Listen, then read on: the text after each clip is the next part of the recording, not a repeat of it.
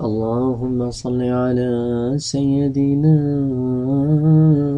محمد وعلى آله وأصحابه ومن تبعهم بإحسان إلى يوم الدين۔ انشاءاللہ تعالی آج کے درس میں ہم حضرت صلی اللہ علیہ وآلہ وسلم کی بچپن کے واقعات میں سے ایک واقعہ نقل کریں گے، جس کے بارے میں علماء نے مختلف عنوان لکھے ہیں اپنی سیرت کی کتابوں میں۔ مثال کے طور پہ علامہ حلبی بارش کے لیے دعا، اور خصائص الکبریٰ میں امام سیوطی حضور کے وسیلے سے ابو طالب کا بارش کی دعا مانگنا، اور اس طرح کے مختلف ٹائٹلز کے ساتھ اس واقعے کو نقل کرتے ہیں۔ یہ واقعہ ہے جب حضرت کے دادا کا انتقال ہو گیا اور حضرت صلی اللہ علیہ وآلہ وسلم ابو طالب کی کفالت میں آئے۔ یہ اس زمانے کا واقعہ ہے۔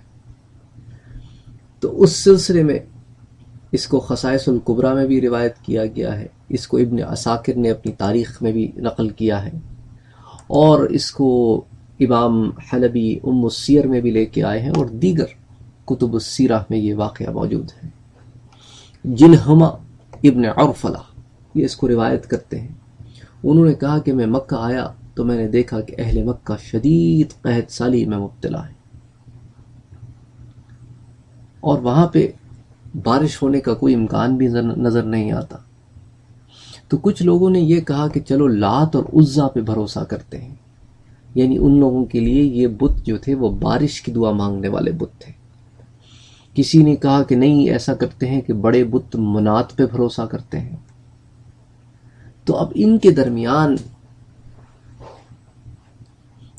ایک بوڑھا شخص تھا، اس نے کہا کہ تم حق اور سچائی سے کس طرح بھاگ رہے ہو، حالانکہ تم میں ابراہیم کی نشانی اور اسماعیل کی اولاد موجود ہے، تم انہیں چھوڑ کر ایک غلط راستے پر کیوں جا رہے ہو؟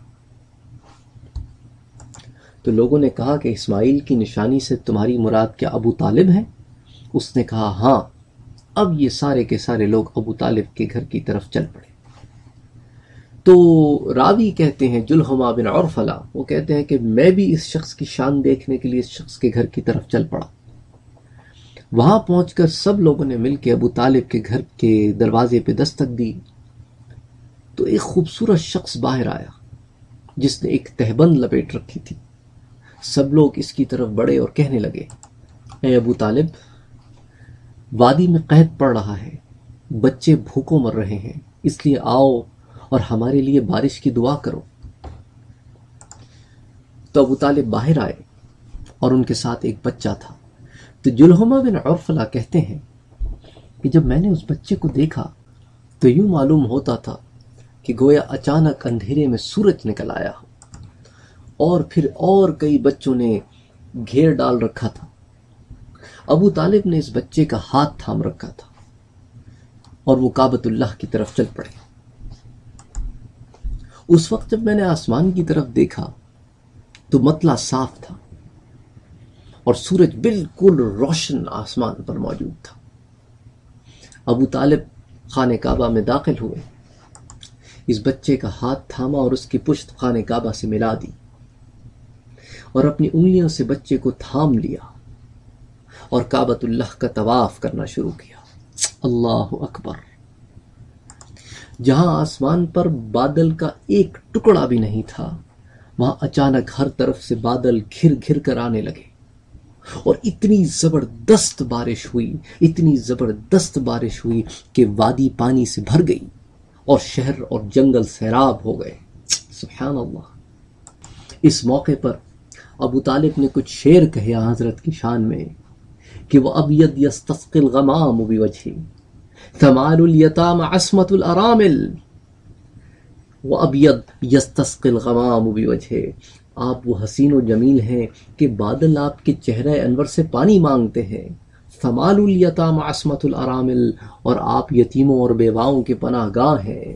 یلوذبہ الہلاک اہل ہاشم فہم عندہ فی نعمت و فوادل، ہلاک ہونے والے ہاشمیوں کی اولاد آپ کے دامن میں پناہ کی تلاش کرتی ہے، اور وہ لوگ آپ کے دامن میں نعمتوں اور برکتوں سے مستفید ہوتے ہیں۔ اللہ اکبر! یہ تو میرے مدنی کے وہ معجزات تھے جو اللہ نے آپ کے وجود سے ظاہر کیے آپ کی اعلان نبوت سے قبل۔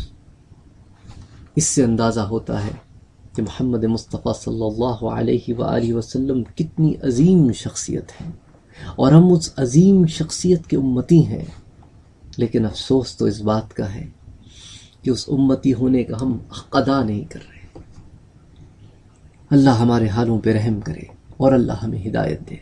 وما علینا الا البلاغ۔ اللہم صل علی سیدنا و مولانا و حبیبنا محمد صلی اللہ علیہ وسلم۔